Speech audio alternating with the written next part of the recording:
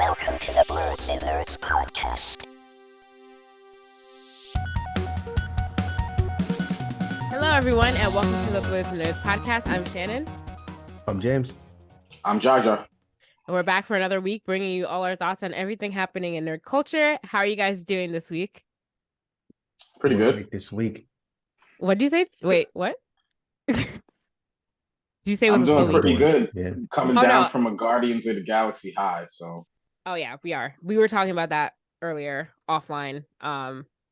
It's always like 1 week where something really big happens, and then it's like a slow week where like nothing crazy is happening. But I feel like there are some things that are happening, and we'll get into that later. But what are some nerdy things you guys have been up to? Who wants to go first? I'll go first. I got my stuff here. All right. Well, first I have some corrections for you guys. Last week I mentioned Nintendo game vouchers. I got a correction here. It's not as bad as I described. Yeah, I finally got some clarity here. All right. So I owe Nintendo this. So the game vouchers are actually, each voucher can purchase a game. So you have to buy them in packs of 2 at minimum. So the game voucher itself costs I think it's 100.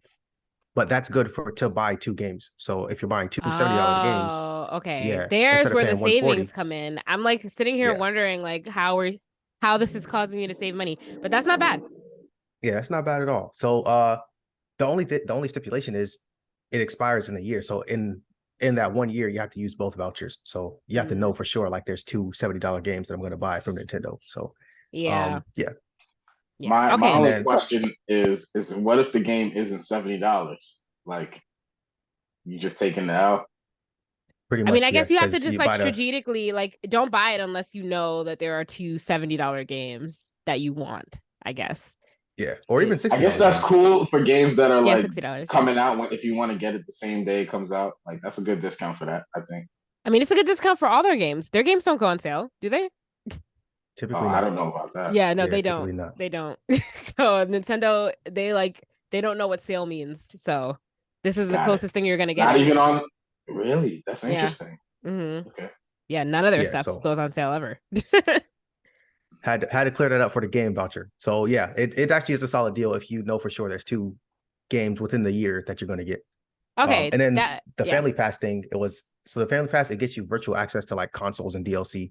So the virtual consoles that they have, so Nintendo 64, Sega Genesis, with the Family Pass, you get access to that, and then select DLC content that comes out. So for instance, the Mario Kart 8, like all the new map packs that came out, that was part of the Family Pass. So you got that for free because you had the Family Pass, but you do have to pay for the Family Pass, which is $80 a year. So okay, you see, now all of that. Thank you, James, for clearing that up, because I was real confused last week. I was like, this is a ripoff. I don't understand. But now this makes a lot more sense. And now it is worth it because you're saving possibly like $30, $40 if you purchase a $100 voucher. Yeah. Okay. Makes sense. All right. So now on to my actual nerdy thing. So of course, speaking of Nintendo, I got Zelda. I've been playing that a lot. I'll give a little bit more thoughts later, but so far I'm liking it a lot. It's a really good follow-up to Breath of the Wild. And then don't give away too much. Yeah, I did not use the game voucher. No. You give your gameplay review on it, not like story spoilers, because I have not finished the first one yet. But when we get to it. Oh man, yeah, I'm not even far into the story, so I wouldn't be able to. For real. And then I went to the comic store. I got another comic here, so I got number 5 here of Monica Rambeau's Photon.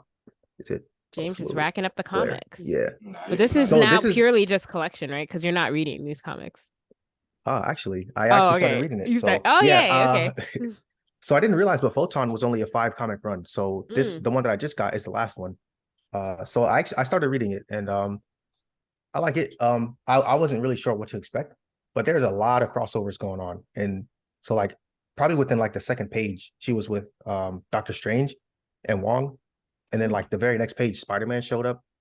And then I was like, oh, it's a lot going on. But then like they kind of give you little subtitles kind of to follow up some of the storylines. So it would be like read such and such comic to figure out, what they meant by this. So I'm a little bit lost on some of the context because there's so many different crossovers happening, but it's a story that I can follow.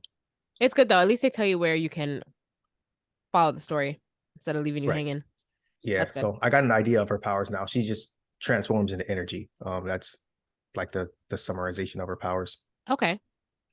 So yeah, I only read one so far, one out of the 5. So I'll read a little bit further along to see where the story goes. Give you guys an update on that. Nice. Nice. Is that all your nerdy things for this week? Yep, that is all my nerdy things. All right, Jaja, what have you been doing? What have I been doing? I watched Guardians of the Galaxy 1 again. Nice. So I started my master rewatch, and I'm just gonna say Rocket was always the leader. I can argue that.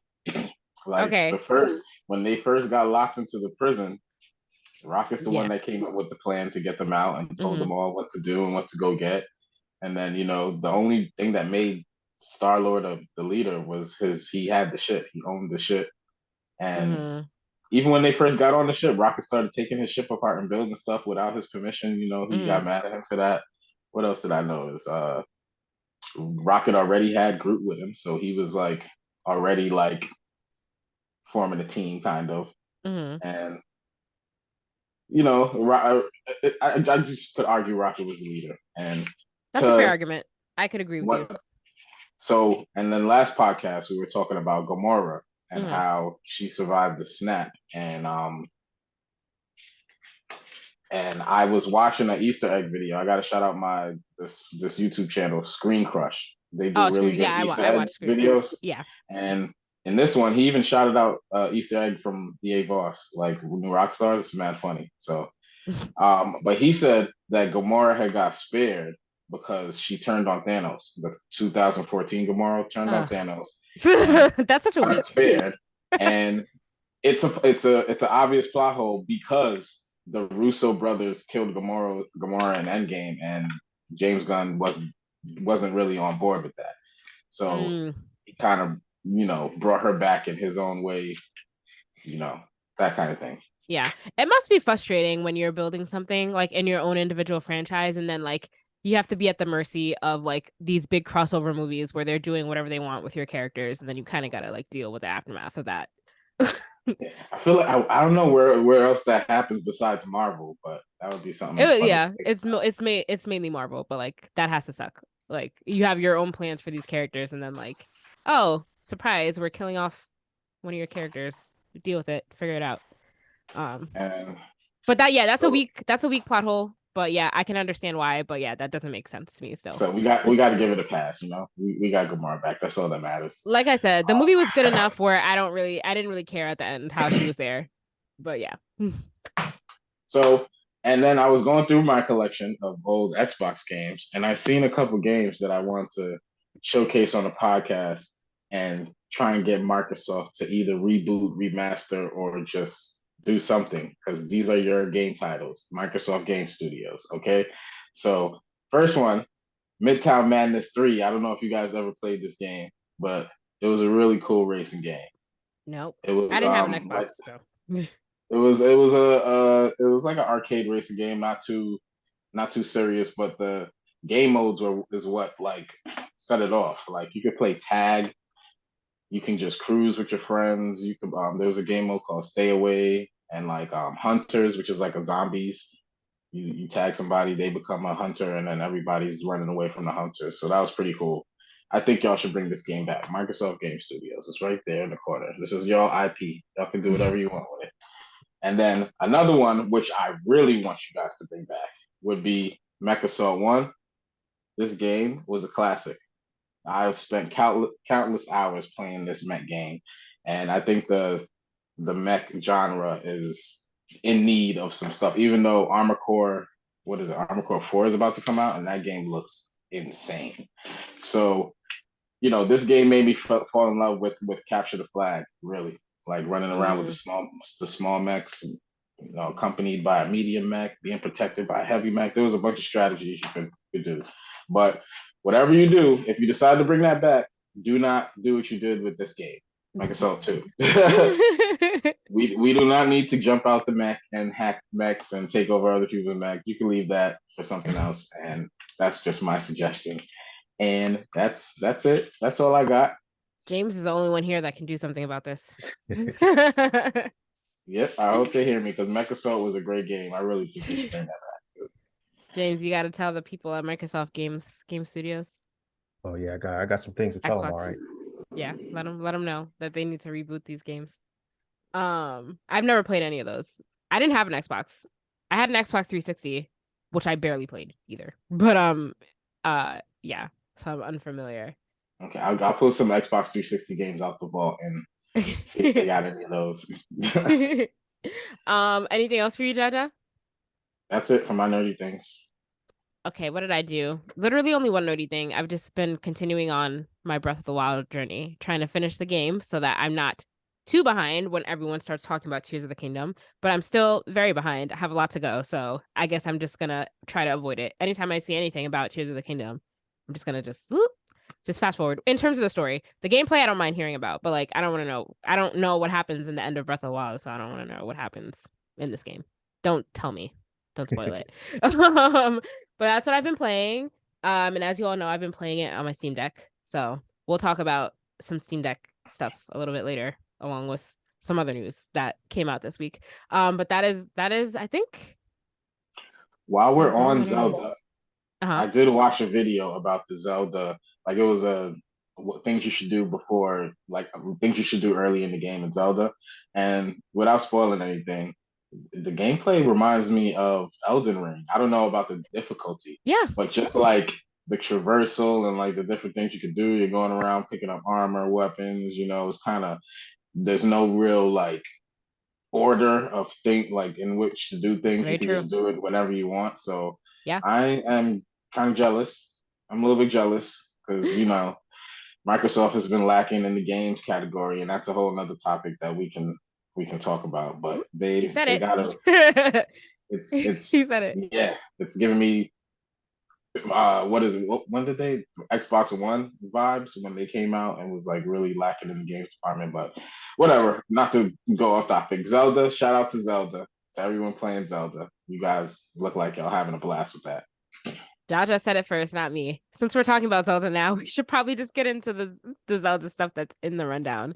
But yeah, I agree with you, Jaja. Zelda is a little bit like Elden Ring in terms of like, well, one, the map in Breath of the Wild is massive. Like it's a very big map. There's a lot to do. Which is why like I've been playing for days and I got to a certain part of the story and I've been playing for days and I still have not advanced the story because like there's just so much stuff to do on the side. Like there are mini games, there are like finding like dungeons and stuff like that. There's like or shrines. It's like there's like a lot of things to do. So and yeah, like there is no order as to what particularly you need to do first. But unlike Elden Ring, there is still something that tells you what you should be doing. Like it doesn't matter the order, but like there's a quest guide, but there's no quest guide in Elden Ring. That's like the only thing. But like yeah, it is very much like that. The one thing that I do wish was more like Elden Ring is like in Elden Ring you can kind of like call your horse at any time from anywhere, but like in Breath of the Wild it's like if you take your horse with you, you kind of have to if you decide to get off of your horse and like explore on foot because it's somewhere your horse can't go, then your horse is kind of just sitting there. And like if you're too far from it and you try to call it, it won't come to you. So like sometimes you just end up abandoning your horse in the wild, which is what I don't like much about that game. But yeah, besides that, it's very similar. So James, you've been playing it. What are your initial thoughts on it? Initial thoughts, they have a masterpiece on their hands. So Breath of the Wild was already good, and it's even better than that. So it's like they expanded on some of the different like the game. I don't want to say the story. Well, I'm not too far in the story, but some of the game mechanics they've expanded upon. So like, I mean, all your favorites are still there. Cooking is still there, but you can fuse weapons now. So they pretty much you can do almost anything you want to in that game. Like nothing is off limits. So you can fuse weapons with just objects too. So I had an old wooden bow, and I needed a stronger weapon. So I had just like a stick. I was like, man, I'm gonna fuse this bow to this stick and make it a little stronger. You can do that, absolutely. Wow, that's cool. So, yeah, but then it's just a stick with a bow and arrow on the end of it. But yeah, stuff like that. You can make what are essentially vehicles. So I made a boat. I mean, it was part of the game, but I had to cross some water. But I knew I couldn't swim that far. So yeah, you made a boat, you stick some logs together. They have these like sails So you attach the sail to it. So there's a thing called Ultra Hand in this game. It's like one of the first things that happen, so it's not much of a spoiler. But Ultra Hand, you can just stick stuff to like other stuff, or you can grab stuff from far in the distance. You can even pick the Koroks up. So like I picked up a Korok, moved him along, made a little train system. Yeah, it's a lot going on. That's cool. And then some of the items, like you remember when you used to kill like bats, or I think they call them Kisis or something, but yeah, they would drop like an eyeball and a wing, and then I was like, I don't want to say they were useless, but they didn't do much.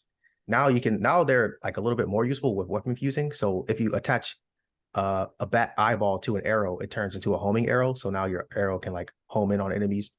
Or if you attach the wing to just a random object and you throw it, like how you throw your weapons, you throw it further if you attach a wing to it. So stuff like that is like they've just expanded on what was already there. Yeah, that sounds cool. That sounds like some necessary upgrades, and it's like cool upgrades. So that's exciting. And the map is massive. I mean, I'm not very far, but I looked at like some of the review videos I watched, and then there's like different levels. So there's like a sky level part, like the actual ground, and then there's like an underground. So you can. So it's like okay. So there are new areas on the map then. Yeah, new areas. And then some of the areas, so it's the same like place. Yeah. But it's a different period of time. So like some of the things have been either built up or just revamped, or like they look just totally different now. So got it. Yeah, it's they definitely picked up the blueprint and just made it better. That makes me excited to get to it eventually. Oh yeah, you gotta beat that. The shrines are tough. The shrines are harder. It's so much creativity that you can do that it's like, I don't even know how I want to approach this. So you really got to think about how you want to approach things now, because there's so many different options to get from either point A to point B, or like to accomplish a goal. That sounds fun. Okay. Yeah. So you're not far in the story yet, you said? Not at all. I've done, I want to say like 3 shrines. Okay. But I just been running around just using my creativity. Like, man, what can I build? Can I make a flying log? Because there's fans. Like fans are one of the things that you can use to like attach to stuff and then make something mobile. So I've been trying to make like hover cars, because I don't have a horse or any sort of vehicle. So like, man, moving around is garbage right now. I'm just running around, or at best I can make a sailboat. So I've been trying to make something a little bit better to traverse the land. That's cool. So yeah, that sounds like a long game. If there's like, well, Breath of the Wild is a long game too, because there's a lot to do. So I was curious, so I looked up the playtime of Breath of the Wild. So they estimated to be about 50 hours if you're just playing through the main objective. But if you're doing side quests and you're like doing a whole bunch of roaming, it's estimated that it could be about 180 hours that you put into the game for Breath of the Wild. So now I'm curious to see, and there are people that have already beaten Tears of the Kingdom and like have done a speed run on it, which is, I don't understand how. Like already, there's already somebody that did a speed run of it in 94 minutes. So that's crazy. I know. That doesn't sound like any fun. I know. Probably a whole bunch of glitches and Yeah. So Tears of the Kingdom. Okay, so same thing. If you're just completing the story around 50 hours, but it says averaging side activities, puzzle solving will take around 90 hours. See, this is what I'm talking about. This is what a $70 game should be. Hours and hours and hours of playtime. Like not Also worth noting, like so far on my play, I've noticed no like bugs or glitches. So like it's an actual complete game that's finished. And what they did push it back, but like they pushed it back and sent us out a complete game versus that's great. You're gonna need to update a week after it comes out because this thing is broken. So well, I mean it's only been out for like 3-4 days. So but still the amount of time it's been out, there haven't been any notable bugs. Like people haven't been posting bugs, they just been posting like, I'm having so much fun, look at this random thing I made. That's awesome. Look at we're talking about you, EA and CD Projekt Red. That hurt James, that hurt. What do you mean? He was taking subtle shots at Redfall. It's okay, we deserve it. Man, the Redfall slander this week has been crazy. Yeah, but I like very long games, so I'm excited. And I'm going to I can tell that by the time I start this game, that hype is going to be over because I'm still not done with the first one. But it's fine. It's cool. It's cool. I can wait. Shannon, just play the second one. Just jump into it. No, I'm not going to I don't even know what, like, I'm having fun playing Breath of the Wild. So like I'm gonna take my time. I'm gonna play it when I get to it, And like I definitely want to take my time because I don't want to go back to my Switch to play it. I want to find a way to also be able to play that game on my Steam Deck. So I'm gonna wait it out. I'm gonna wait it out and see. They've already gotten it to run on PC, the PC hacker people, but I was gonna say there's Switch emulation going on. Yeah, I'm pretty sure they've the gotten it to Steam play on the Deck could probably do PC. it. They've gotten it to play on the PC, but it doesn't run well on the Steam Deck yet. So that is what I've read and have been told. So I'm just gonna wait that out a little bit, and see what happens. But yeah, I'm very excited. James, you have to keep us updated as you continue to play. Oh, for sure. Yeah, I'm gonna be hands on with this for quite a while. Yeah, and it's actually yours, so you get to finish it. Exactly. Yeah. I won't feel bad about having it for long. I mean, I think I'm gonna beat this one not quickly, but I won't have it for months, maybe even years. Well, don't beat it without beating it. So don't beat it in 2 days because that's money. I'm way far from that. Yeah, I can't believe. Yeah, I predict that we're gonna get Zelda either on PlayStation or Xbox soon. I don't think so. Or in the future. I don't think so. The way both of them are kissing butt right now. Yeah, but that's not gonna happen. Nintendo will never let PlayStation or Xbox have Zelda. No, I don't see that. I don't see that. I do like that transition though. We could do a trade. We could do a trade. I give you Halo and you give me Zelda. They will never do that. But yes, that was a good transition because it's nice to see that competing companies can acknowledge when a game is good.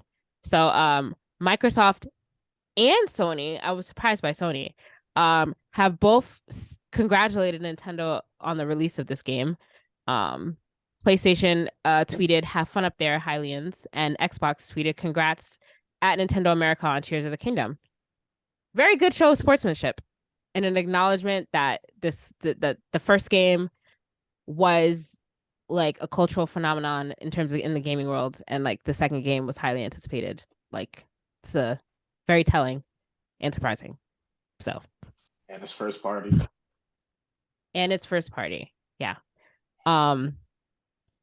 But on the release, on the Tales of Tears of the Kingdom, we've gotten news from Nintendo that they have no plans to cut the price of the Switch at all. Which is not surprising because we literally were just talking about how Nintendo never puts anything on sale ever. I mean, how much is a Switch right now? Like $350, right, James? Like $350, something like that. So, I think the OLED's something like that. And then the Lite is $200, right? Is it? I don't know. I don't think they should cut the price. It's not time yet, especially with all these mobile handhelds coming out, and they're way more expensive. They're like, why cut the price? One would argue that that's a reason for them to cut the price because with these new handhelds that are coming out, I feel like it's gonna kind of make the Switch a little bit irrelevant. But yeah, but the Switch is half the price. That's true. That's true. You're getting the deal right there. Nintendo Switch Lite is actually $300. So what? Well, on Amazon it was. I don't know if that's the actual price. I thought it was on the 200. Nintendo side it's 200. Yeah. Oh, 200. That doesn't go on the dock. Never mind. That was on Amazon. It was and that's because it's a Japan import. Don't mind me. $200. Yeah, I think it's $200. It has to be $200. $200, and then the OLED is $350. And then how much is the regular one? I don't see a reason for them to cut the price unless they come out with Pro. The regular one is $300. Okay. Yeah. I mean, it is on the lower end now. But they could put their games on sale though, and they could release the next. That they can do. They need to. I hope that they need to like be in the business now of like getting ready to. They need to like. I hope they're like planning on launching a next gen like soon. I feel like they need to stay in the competition of handheld gaming systems. Because they got a little bit of time with the Zelda release. The competition is growing a little bit. All right. So speaking of that, handheld gaming systems. So it was just revealed to everyone's surprise, I think, that ASUS has their own. So like Valve has released a Steam Deck. I don't know how many years ago. I think a year and a half ago, the Steam Deck came out. But now ASUS has announced that they are releasing their own handheld gaming system. It's called the ROG Ally. Ally. Well, I don't know. And that is going to be coming out soon. So this is going to be a direct competitor to the Steam Deck. And I thought I was coming up with something original. I was about to make a new challenger approaches sound effect, and then I just read it in the article, so now I don't want to do it. Sorry for cutting you off. IGN did their review of the ASUS Ally to the Steam Deck. And there are a couple things. One thing that I will say when I saw this is that I was immediately drawn to the design of this. I think it looks way cooler than the Steam Deck, like right off the bat. I like the way that it's designed. I like the placement of the Joy-Cons on the Steam Deck. Hold on. Yeah, that was about to be my biggest comment. Is like I like how the analogs are placed. Yeah, the analogs are placed kind of similarly to how the analogs are placed on the Switch. On the Steam Deck, both the Joy-Cons are like up here. Yeah, you're playing up top. Yeah, so it takes a little bit of time to kind of like get used to holding it and playing like that. But I wouldn't say that that's like too much of a problem, but I do like the design. You want to know what the analog sticks remind me of? On which device? A PlayStation controller. The way they're awkwardly in the middle with the bottom right there. Listen, don't hate on. I have no problem with the Joy-Con with the joystick with the there's remote. a lot of the retro, like I want to say a lot more than like maybe 70% of the retro consoles handhelds that I've seen come out with the joysticks like that instead of the Xbox style. And more recently, a lot more have been coming out with the Xbox style, which I like a lot better. Having the right one a little bit more lower than the left one. Mm-hmm. I like that style. Staggered. Yeah, so that's one thing that they took that is automatically looks more appealing than the Steam Deck. I think it's going to have better graphics, which makes sense because this is newer. The Steam Deck came out a year and a half ago, and this is just coming out now. So I would think that it has a better processing system and a little bit of a higher frame per second for sure. So the Ally has 120 hertz, so 120 frames per second versus the Steam Deck maxes at 60 frames per second. Mm-hmm, mm-hmm. One thing to note that the power supply for the ROG Ally, it can go up to like 30 watts. So that's one of the reasons why I can outperform the Steam Deck easily, because the Steam Deck goes up to 15 watts, I believe. So if you keep them both, I was watching a review. Shout out to ETA Prime on YouTube, and Retro Game Corps is another channel that I go for my retro game consoles. He was doing a comparison, and if you put them both at 15 wattage, they perform pretty much the same. The Ally probably will give you more frames per second by a little bit, but they're pretty much the same at 15 watts. But if you let the ROG Ally run at full power, it like kills the Steam Deck. But then the battery life suffers. So yes, the battery. I was gonna bring up the battery life next. But I think it charges up in half the time than the Steam Deck. Does it? Oh yes. Shit. Well, that's cool. So the Asus quotes a maximum of 8-hour battery life on the lowest graphical settings. If you're playing at full power, it'll probably 1 to 2. If you want to play graphically intensive games, you're looking to get a max of 1 to 2 hours overall, which sounds about right. That's like the same as the Steam Deck. I was gonna say the battery life on the Steam Deck sucks. Like when you're playing like full power, I think I can literally only get like an hour, maybe an hour and a half before I have to plug it in. Before I get like a load that's like 10%. You have to plug it in. And it takes like 3 hours to charge, right? I don't know if it takes 3 hours to fully charge. That I feel like it might take like maybe 2, maybe an hour and a half to 2 hours, something like that. Not 3 though. But yeah, the battery life sucks. So like in terms of like the convenience of it being a handheld system, like on the go, that's like a loose term, because like if you're playing on the go, if you don't have your charger with you and you're not near a power source, you're playing on the go for a very little amount of time before your battery needs to be charged. So that's just one caveat I would want to make is like when you're playing on the go, like how often are you playing a high performance game on the go? Well, I'm not really playing on the go at all, so this excludes me because I refuse to play it on the subway. I was talking to James about this earlier. Yeah. Oh yeah, don't do that. No, absolutely. But I would imagine like on the go, you'd be playing games a little bit more or less like less So taxing on the system. probably I not Elden guess. Ring on the go. I mean, Yeah, you could because be playing I Elden would Ring on the assume go. because there's a lot of games that need internet. So if it's a game Yeah. that you need internet on the go, you're gonna be suffering there too. So Yeah. But like if if you're you're playing, on a long bus ride, if you're like on a 4-hour bus ride, I'll be playing Elden Ring on the go, like at its okay, max capacity. got it. Yeah. But if you're on a bus playing a game like that, just hopefully there's an outlet there for you to plug it in and charge it. That's all.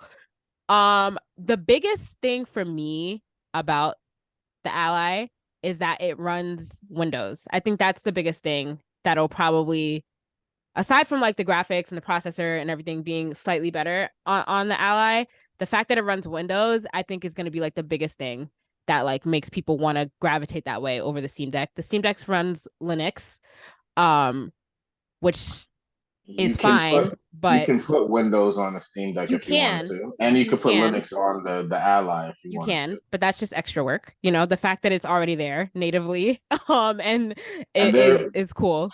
from the review that I watched, he's saying that the Steam Deck's OS is like easier to use Mm, and everything than Windows is at the moment. They okay. just came out with an update to make it more user friendly, and if they keep going in that direction, then it could be what you're saying. Yeah, a difference maker. Yep. So, you can play Xbox games natively on there as well. So like that's kind of enticing. But yeah, that's a big thing to consider. Like if you're not, I'm gonna point this out here.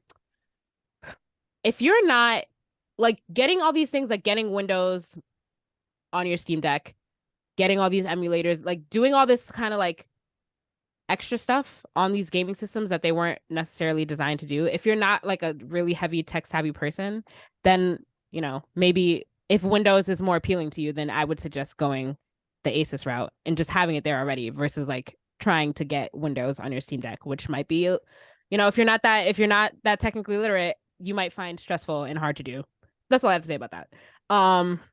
But price wise, it clocks in about the same. So the Steam Deck's most expensive model, the 512 gig, is I think it's, wait, how much? I think it's like $650. Yeah, $650. So the Asus will be $699 for their most expensive model. So it's $50 more. Yeah, Steam Deck clocks in around $650 for their 512 gigabyte model. And then they have less expensive models, which you could also get and then just upgrade the storage yourself. So there's just a note there. Did they come out with the prices on the lower end models of the Ally? Because I only saw the most there is going to be one. a lower end model that's going to be $600. Okay. It doesn't say how many that's going to be $256. But that's not coming out at launch with the other one. You might as well get the $700 one. It's a better device than the Steam Deck technically, like hardware wise. So the $50 difference is you're paying for more power. Yeah. Yeah. I mean, both are at reasonable price points, like $650 and 700. Well, 700, 650, like, yeah, it's expensive, but like it's like when you think about what it can do for what it is, it's reasonable because like the new game consoles, what are they, $500? This thing can do what that does, plus the PC. It's literally a computer. Any retro console, like the Ally, can play PS3 games. It can play Switch games, like emulation. So can the Steam Deck. Just want to throw that out there. Not as well as the Ally. The Ally runs the Switch, no problem. No problem. My Steam Deck runs the Switch, no problem. I just want to, but yes, you just told me 5 minutes ago that it was having trouble running. When? Something. We talked when we were talking about dirty things. Just now, I said that. I didn't say that. No, I did not. You were saying you want to play Zelda on the oh, no, I was saying you can do that, and you were like, "Oh, it's glitchy right now." No. I didn't say it's glitchy right now. I just said that they haven't that it doesn't run well on Steam yet. But you don't know, like, how do you know that this runs the new Zelda game on the new Zelda. Because I'm ETA Prime. Shout out to his YouTube channel. He tests out all the systems on these things.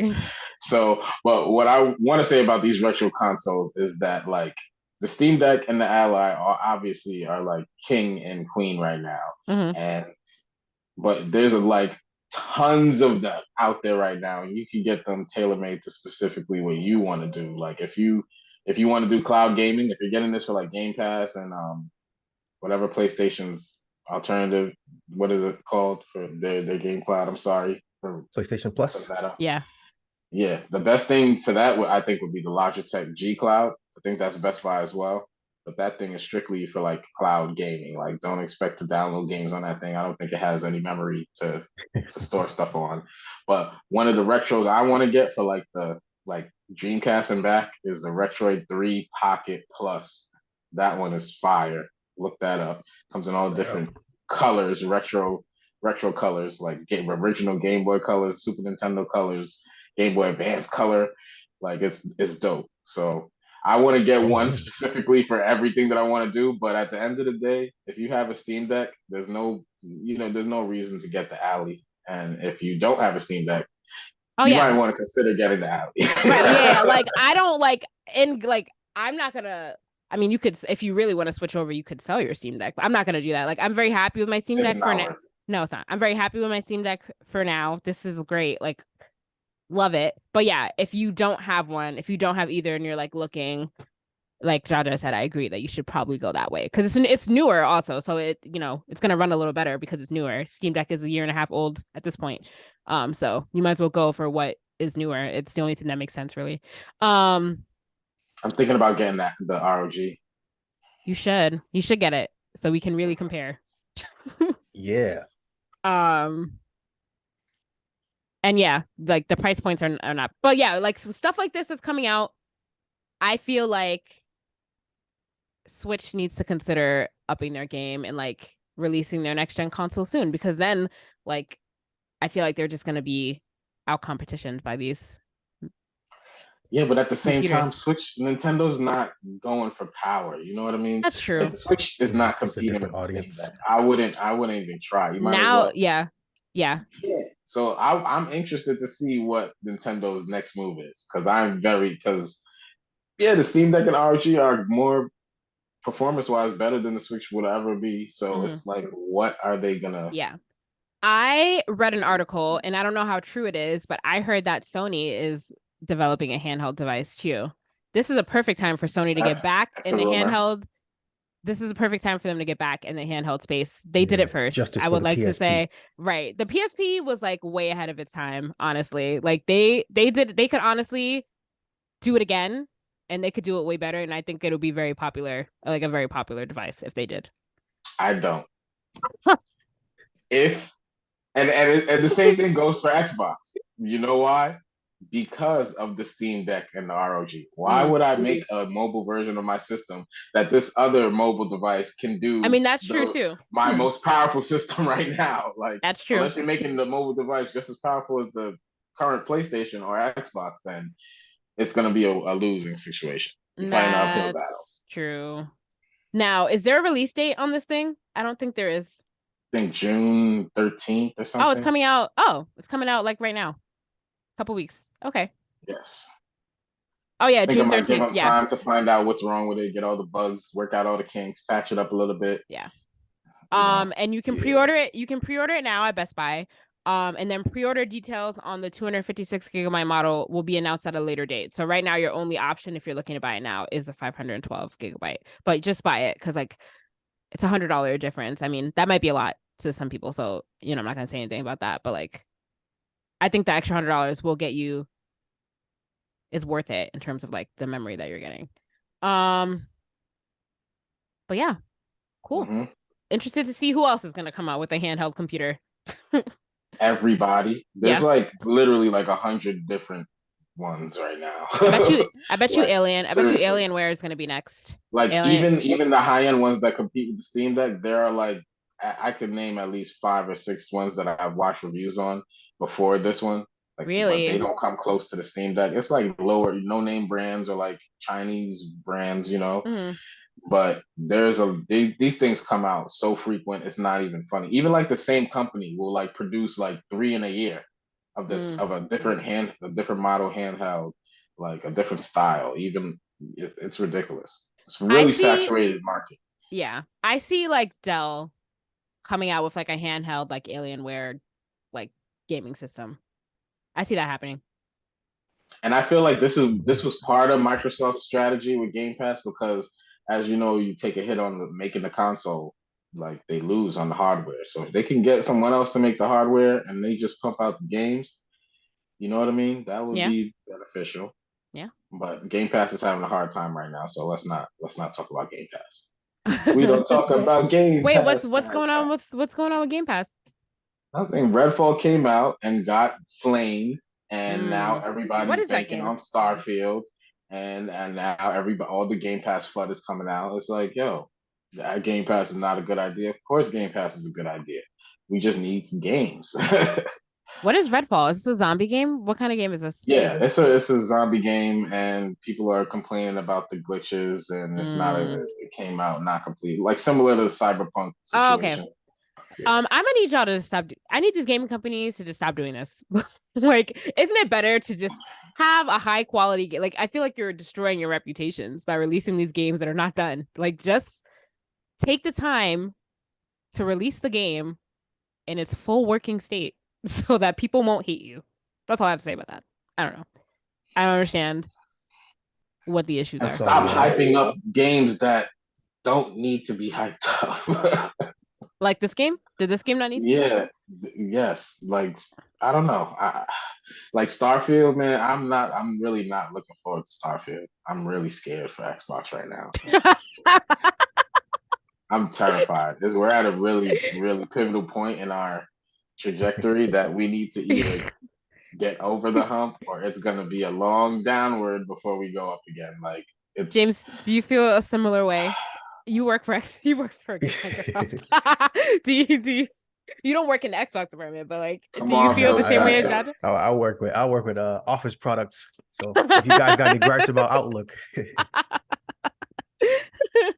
For now, James, for now. I won't be surprised if soon enough you tell us you're moving over to the Xbox space, which would be cool. I wouldn't mind that. I'd prefer to work on the cloud side of like cloud gaming. So because I do I mostly work with like cloud stuff. So as far as developing games, probably not. But if we're talking like the cloud infrastructure, now that I can do. So if I do jump to the Xbox side, it'll be for cloud infrastructure type of things. That'd be awesome. That'd be awesome. You should. Yeah. But yeah, we'll following the console wars as it moves into a different era. Handheld games. See where that takes us. All right, let's move on to some other stuff. So I don't know how to transition to this in a way that was cool. I was waiting for James to chime in. But moving into some TV and movie news, we have a trailer for Baki season 2. I've never seen Baki. Yeah. That type of show doesn't appeal to me. But are you excited about this, Jaja, James? Do you guys both watch Baki? Pure battle. It's a battle shonen, so basically all they do is fight. But it's tournament style. So Baki, he's the son of like the world's greatest fighter, and of course his mission is I got to beat my dad. So but along the way he meets other people that he has to beat, learn different fighting styles and stuff like that. It's a pretty interesting show. And it's based in reality. It was, and it started getting a little bit detached from reality. But at first they were just like throwing hands. So yeah, they're starting to get a little bit detached from reality. So one guy like poisoned somebody by like I think he soaked his hand in poison for like a year or something like that, and then his hand was just poisoned. So it was kind of weird. But they're moving away from reality, but it's still like based on fighting and like actual martial arts. Jaja, do you watch Baki? I haven't seen the show in entirety. Like I've seen bits and pieces because I know people who watch it. Seems like an MMA like brawling style fighting show, and it looks interesting. It's something on my list of things to watch. I just haven't got to it.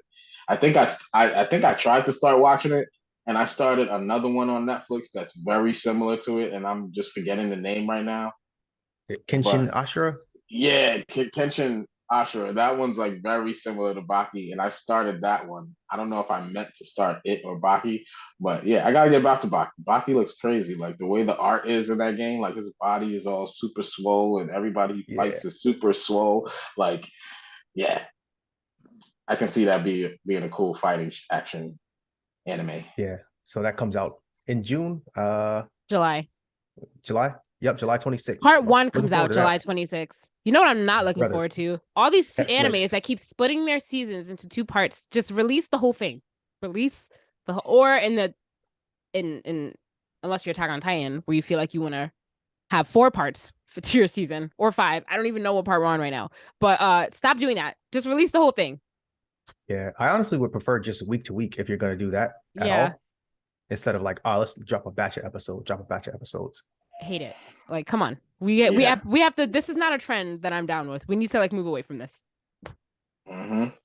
Or do it Naruto style, where you go week to week, and then if you caught up to the anime, just dump a whole bunch of filler in there until the anime is far ahead enough for you to start rolling that out again. Yeah. If it's some good filler. But yeah, we don't want this. We don't want this. And we still haven't even gotten a release date for the last part of Attack on Titan. So like, just when people do this, they just drag it on and on and on, and I just hate it. Stop. Yeah, I think us consumers should go on strike like the writers. Yes. I like that. Yes, we should. No, but seriously, yeah. I mean, yes. Go on strike against the anime. We should just stop watching it, right? Collectively. It's like never gonna happen. They just give us all the episodes. I feel like no one. I feel like not a lot of people feel as strongly about this as we might. Talk to the One Piece fans. Oh, I will riot. But yes, we talked a little bit about the WGA writer strike last week. It is still ongoing. This writers union, they are on strike, 1 for pay, and 2 also, we didn't talk about this last week, but also for like job security. I think one of the demands that they made to the studios was that AI wouldn't replace them, and the studios would not agree to those terms, which is kind of fucked up and like crazy, and like just like showing you where the trajectory of AI is going. If they straight up, I thought that was kind of crazy when I read about that. It's a tough argument, but why would they agree to those terms? Like, if this can potentially replace you, then there's no reason for me to give you any type of security. You know, but that's kind of that's kind of dangerous though, because if you're gonna say no to like AI potentially replacing the writers, then when it's time for AI to replace the directors and like literally everybody else, then like you're just opening a door for that. The more advanced it becomes, you know what I mean? Yeah, setting a precedent. Yeah. I feel like AI can't replace anything. Like, you'll always have those humans that will outshine the AI. Yeah, it's gonna replace. I don't think that's true. I don't think that's true. Because then, like, the more it replaces, the more room it's going to grow to become more advanced. And then it's going to be able to do more things, like completely replace a human for a job. But we're not at the point yet where the AI does anything better than a human. There's nothing that it does better than a human. Well, not yet. But then when you're starting to let AI write scripts and like voice characters and like do all this stuff, even if you use the AI to come up with a template of the show, like, you still need a human to tweak it and make it good, I guess, until AI becomes good enough to do that itself. Just saying. I mean, listen, you gotta adjust with the times. You can't stop it. The AI is here. I don't like this. So I don't like it. Deal with it. Like, I'm about to go live like on an island, like off the grid. About to become Amish. No, not Amish. No, I'm gonna go live on a remote tropical island somewhere and just not. I find it so funny, like the reaction to AI versus like when crypto right now. Like, I think it's two similar not similar technology, so to speak, but like two situations that are similar. Like a technology that is really scary. No one knows a lot about it. It has a potential to disrupt society and change the way we live, like as we know it. You know what I mean? And now that it's birthed, you just gotta find a way to do it. Like, it's not going away.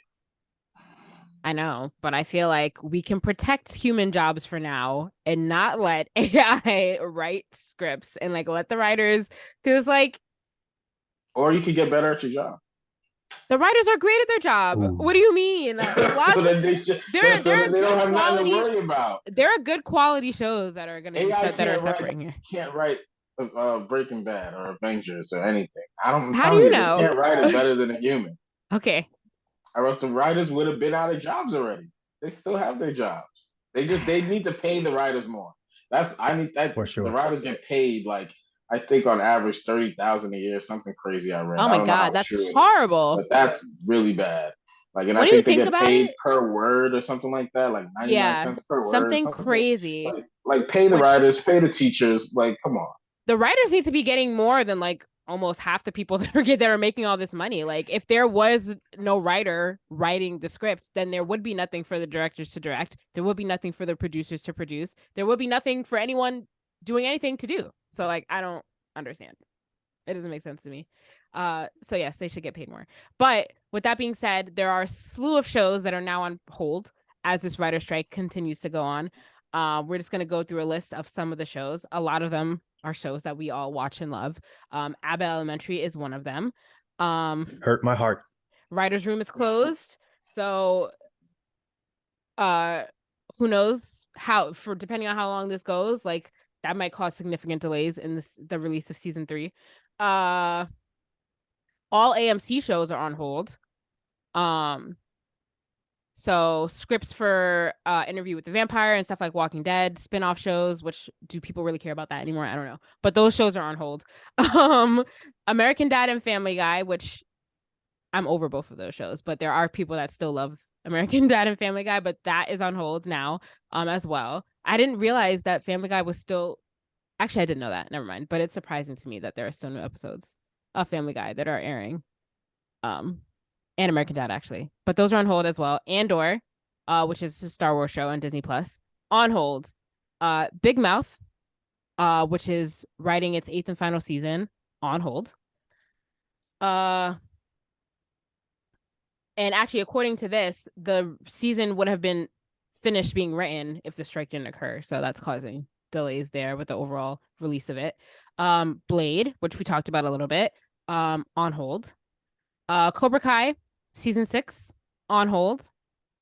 And their pencils down in solidarity. So like their writers are not part of the union that's on strike, but that's what's happening. A lot of shows are pencils down in solidarity with the writers union that's currently on strike right now. A show called Evil, which I haven't heard of, season 4. But they're on hold right now as well. Another show, Good Omens, which I haven't heard of either, is another one. Gutfeld, also on hold. House of the Dragon, that's another big one. Even though all the scripts are done, I think they're just holding off on production for right now. Yep. Jeopardy, which I was saying earlier, I didn't realize Jeopardy was a scripted show that required writers. But they're in support of the strike. Yeah, I just read that as well. Yep. So nothing to do with writing, but they're in solidarity with the writers union. MTV Movie Awards host Drew Barrymore exited her role as host for the MTV Movie Awards in the wake of the strike. So that's, I guess, on hold till they find somebody else to host it.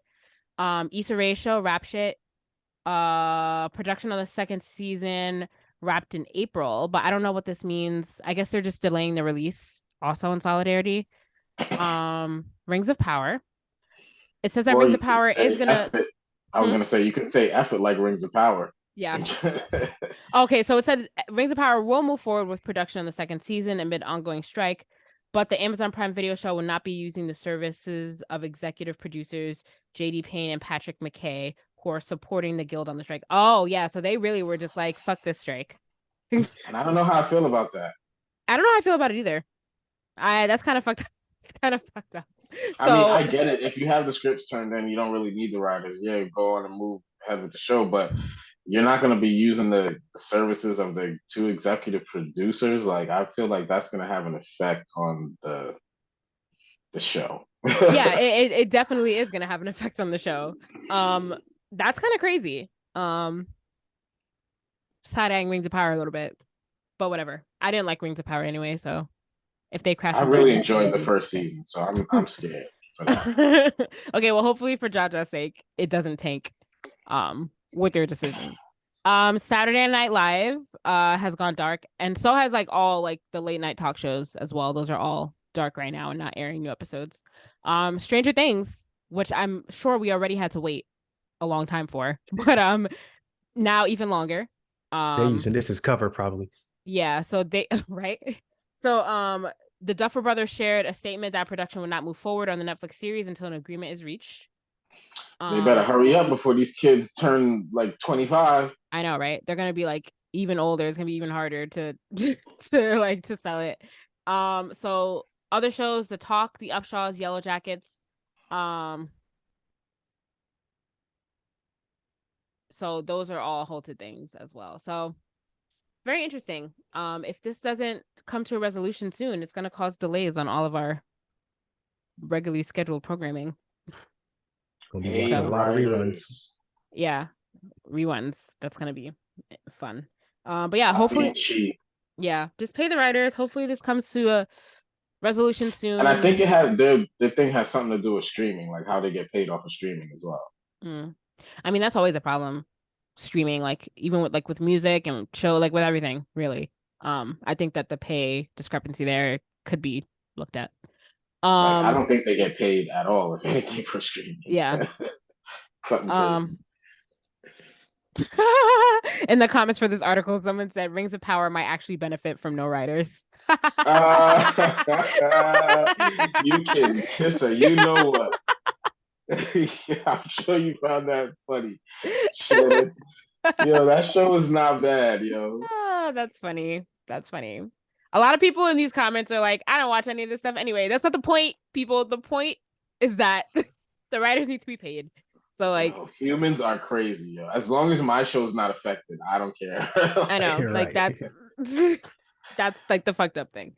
But yeah, we'll continue to watch this as it develops. In the meantime, there are still things that are upcoming that are coming out on schedule that we can look forward to. A lot of these movies, Jaja, that in this article that you wrote or sent, I have no idea what they are. Do you want to go through the article? Do you have? I mean, we don't have to go through every single release. Just the ones that are that you're following. Like obviously Guardians of the Galaxy, which is out. The Mother. I saw trailers for The Mother with Jennifer Lopez. That looks pretty good. I don't know if you saw that. Is that a scary movie?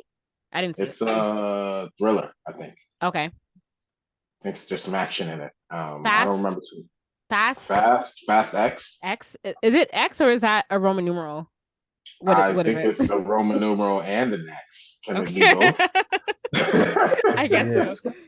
I heard it's supposed to be a 3-part finale, so maybe it's like XYZ. 3-part. Wait, are you being serious? Or is that a joke? Oh, no, I'm serious. What? Wait, what? X part 1? This is crazy. Yeah, I heard it's supposed to be a 3-part, like a trilogy to close it. No. Okay, no. That's interesting. So it's going to be like 10, 11, and 12. That's going to be the final trilogy. I guess did they come out in threes like that? No, they didn't. Okay. But they need to stop. This franchise needs to stop. The trailer for this one looks absolutely ridiculous. It like has everybody who's ever been in it. Yes. It looks ridiculous. This trilogy, I kind of want to see it. Like the Fast and Furious franchise was so good through the end where Paul Walker had died, the last movie that he was in. They should have just ended it there. I don't know why they continued. Then it just went downhill after that. I don't know why they even race anymore. I don't know what I don't know what they're doing. I don't know what they're doing. It's a little bit. It's mixed. They're racing to save the world. It's all about cars, you know. I just pulled the article here. It's definitely a trilogy to close it out. Or so in other words, a trilogy. How can we milk this? There's no telling this is the end. How can we milk this to make 3 more movies out of it? Let's just call it part 1, part 2, part 3. Okay. They're battling with Attack on Titan right now. Jesus. And people still go to see these movies because they keep making them. So like if you're a fan, if you listen to our podcast and you are a fan of the Fast and Furious trilogy, please write and defend yourself as to why you're still a fan. People who are into action flicks, like Jason, whoever's a Jason Statham fan. I'm sorry, I know I said his last name wrong. Like, this is his type of movie. Like, if you like him, you're gonna go see this movie. If like there's a niche for this stuff. Yeah, but then there's such a thing as overkill. Moving for pure action entertainment. Yeah, something ridiculous. The Little Mermaid, May 26th. I'm very excited about this movie. Very, very excited. Did you see Offset take his 2 daughters to go see the premiere and how they were dressed in their gowns? They look beautiful. The world premiere did happen, and I heard very good things about the movie, so I am very excited. Well, there's mixed things about the movie because, you know, the audience is stupid. But the haters out there. the haters. It's Chloe Bailey, right? No, it's Holly. It's Holly Bailey. Halle Bailey. Holly, she looks absolutely amazing as Ariel. Yes, she does. Just that's it. Yes, that's it. That is it. What else? Spider-Man Across the Spider-Verse that comes out in a couple weeks. I got my tickets for that already. Do you guys have your tickets for that? Oh, I do not have my ticket. Nope, not yet, but I don't forecast having a problem. Coming around the bend. And then also Transformers Rise of the Beasts comes out the week after. So yes. Just that one's like the Fast and the Furious franchise. They keep going and going, like the Energizer Bunny. They're gonna have a crossover with Fast and Furious soon enough. And then we have The Flash coming out the week after that. Wow, 3 weeks of movies, guys. June is one after the other. June is gonna be wild. Did y'all watch? We talked about Extraction 1 on the podcast, I believe. What is the that? second one is coming out. Extraction with Oh, I know what that is. Okay. With Chris Hemsworth. Mm-hmm. The action flick where he's just like a military dude killing mad people. Yeah, that one's the second one's coming out. Yeah, Definitely June is a big month for releasing. The Indiana Jones movie is coming out at the end of June 30th. And I might go see that one. That trailer looks fire. I've never seen an Indiana Jones movie. Me neither. This one looks really good. Me neither. Did you see the trailer? I did. I've never seen an Indiana Jones movie, but the trailer does look good. So maybe I'll watch the old ones. Then in July, there's an Insidious movie coming out. That's another franchise that's, I feel like, is a little bit not. I don't watch horror movies, so I don't know if it's good or not. But whatever. Mission Impossible also coming out in July. The Barbie movie, which I'm very excited to see because it looks fun. That's coming out in July as well. Look at you, James. There you go. So that's coming out in July. The Haunted Mansion reboot is coming out in July. I don't know how I feel about this, but whatever. What else? And then in August we have Teenage Mutant Ninja Turtles coming out in August 4th. That movie, the Gran Turismo movie that we talked about last week. That Teenage Mutant Ninja Turtles movie. It might be a must watch. I don't know if you saw the trailer. I did see the trailer. It looks good. I'm gonna see it. It looks really good. Yeah. Gran Turismo is coming out August 11th. Blue Beetle. Blue Beetle's coming out August 18th. Is that all? Is anything else on this list sticking out? That's it. That's it. But it's gonna be a good summer for movies and shows. Yeah, June is going crazy. It's true. The Equalizer 3 is coming out in September. Shout out to Denzel. That's the Expendables 4. Okay. Yeah. We should be closing out the year. The rest of this year is gonna be good for like releases. What is the next Marvel thing coming out? I think it's Secret Invasion, if I'm not mistaken. Secret Invasion, the show. Or the Marvels. Yes. The Marvels is the next movie. Okay. Coming out, yes. And then Secret Invasion, the show, that's coming out next month too, isn't it? Or is that in August? I don't remember. I don't have the dates. Yeah. Well, either way, osh posh. It's gonna be a good summer for things. And I think we're like way over time already. So I was gonna talk briefly about Google I/O and the new flip phone the fold phone that Google has, but we don't have to talk about that. It's not great. It's not super important, but it looks really cool. Look at that, guys. We filled a whole hour. Save for next week. We didn't even get into our discussion topic. We'll save that for a week where there's truly nothing going on, but it's a good discussion topic we have. Yeah. Anything else before we wrap up, guys? Nope, that's all I got. All right. Yeah, play Zelda. Yes, play Zelda. And as watch always, JoJo's Bizarre Adventure. I don't know about that. Look at that propaganda that James has tried to sneak in there. I might have to go watch some Zelda streams and just soak in my not having a Switch misery. Yep. Jaja, you gotta get a Switch, man, just to play. Or no, don't even get a Switch now. Yeah. Don't even get a Switch. Or I'll just save your money. ROG. Get the ROG now and just put Switch emulation. Put a Switch emulator on there. I'll put a Switch emulator on there and I will buy Zelda and then play it on my ROG. Yes.